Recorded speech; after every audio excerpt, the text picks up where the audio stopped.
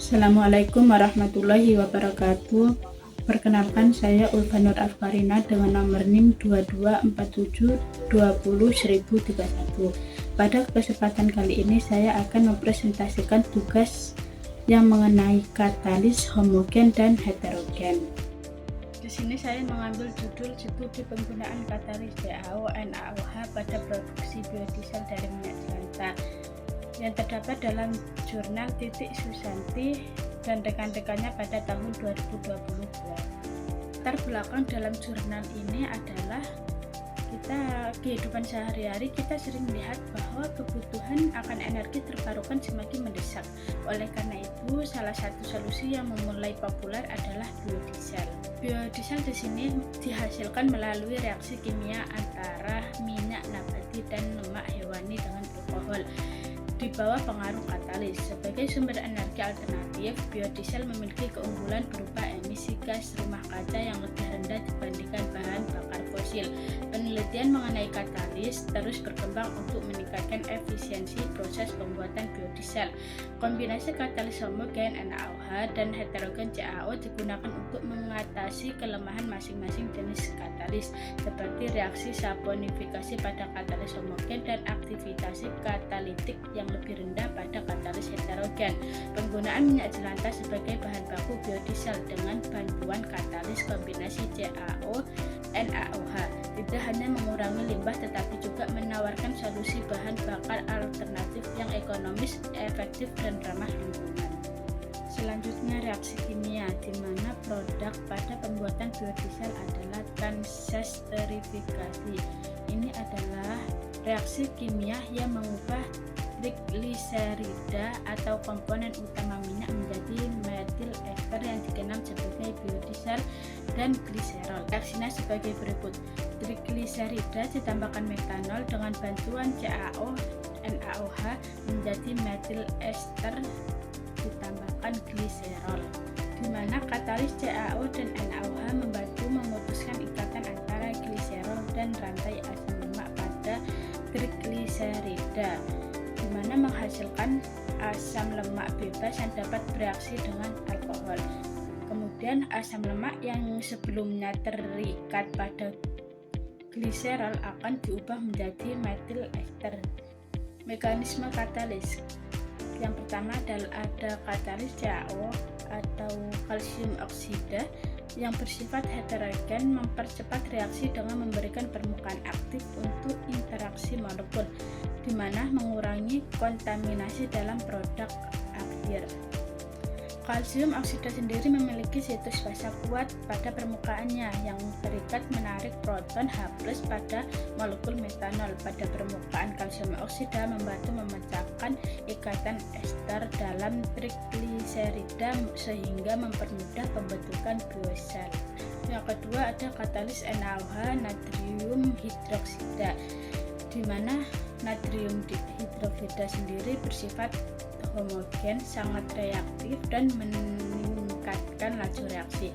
Kelemahannya adalah menghasilkan sabun. Dalam mekanisme katalis, NaOH natrium hidroksida bereaksi dengan metanol untuk menghasilkan ion metoksida atau CH3-omin. Ion ini menyerang ikatan ester pada gliserida untuk menggantikan gliserol, mempercepat reaksinya. Alat dan bahan alat yang digunakan ada 15. Yang pertama, lampu leher 3, water bed, pengaduk kaca, neraca digital, corong pisah, gelas ukur, termometer, pemanas listrik atau hot plate, pipet tetes, beker gelas, tabung reaksi, kelereng atau bola baja kecil, stopwatch, penggaris, dan tabung silinder tinggi atau gelas ukur. Dan bahan yang digunakan ada minyak jelantah, metanol, katalis CaO, kalsium oksida, katalis NaOH, natrium hidroksida, aqueous, dan bola kelereng atau besi kecil. Skema kerja pada jurnal ini, yang pertama ditimbang 50 ml minyak jelantah, dimasukkan ke lampu leher 3, kemudian dipanaskan minyak menggunakan water bed hingga mencapai masing-masing suhu 60 derajat Celcius, 65 derajat derajat Celcius. Kemudian dicampurkan metanol dengan katalis CaO NaOH. Dibentukkan larutan metoksida dari campuran metanol dan katalis.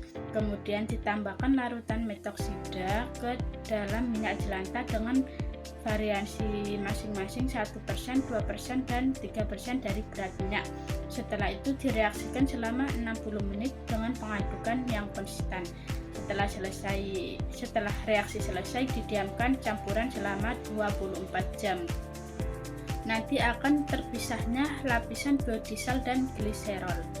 Kemudian dipisahkan lapisan biodiesel dan gliserol, diambil biodieselnya, kemudian dicuci biodiesel menggunakan aquades hingga air jernih. Setelah itu dipanaskan pada suhu 110 derajat Celcius untuk menghilangkan sisa air dan metanol. Setelah itu diuji densitas biodiesel dengan metode massa dan volume hingga air jernih, kemudian diuji viskotalis dan diuji yieldnya, kemudian menjadikan hasil. Kemudian data dan hasil penelitian, di mana hasil pengaruh suhu reaksi dan jumlah katalis terhadap yield biodiesel. Di sana ada gambar yang bisa menunjukkan yield biodieselnya optimal pada suhu 65 derajat Celcius dengan katalis CaO NaOH 1% yang menghasilkan yield 85. Itu yang paling optimal. Kemudian hasil pengaruh suhu reaksi dan jumlah katalis terhadap densitas biodiesel, di mana hasil nilai yang paling standar menurut SNI adalah 0,857 gram atau mil. Kemudian ada hasil pengaruh suhu reaksi dan jumlah katalis terhadap biodiesel. Nilai rata viskositas 0,65 IST di bawah standar SNI yang menunjukkan kandungan air sisa pencucian yang perlu dikurangi. Kesimpulan dalam jurnal ini adalah yang pertama, suhu reaksi optimum adalah 65 derajat Celcius. Yang kedua ada katalis CaO dan NaOH efektif pada 1% berat minyak. Yang ketiga, peningkatan suhu melebihi 65 derajat Celcius yang menurunkan yield karena reaksi saponifikasi. Yang keempat, hasil ini menunjukkan bahwa katalis CaO NaOH memiliki potensi besar dalam meningkatkan efisiensi dan kualitas biodiesel dari minyak jelantah. Namun optimal lebih lanjut diperlukan untuk memenuhi standar viskositas. Terima kasih yang telah meluangkan waktunya untuk bersama-sama belajar dan memahami lebih dalam topik ini. Jika ada kekurangan dan kesalahan dalam penyampaian saya, mohon maaf sebesar-besarnya. Saya akhiri, wassalamualaikum warahmatullahi wabarakatuh.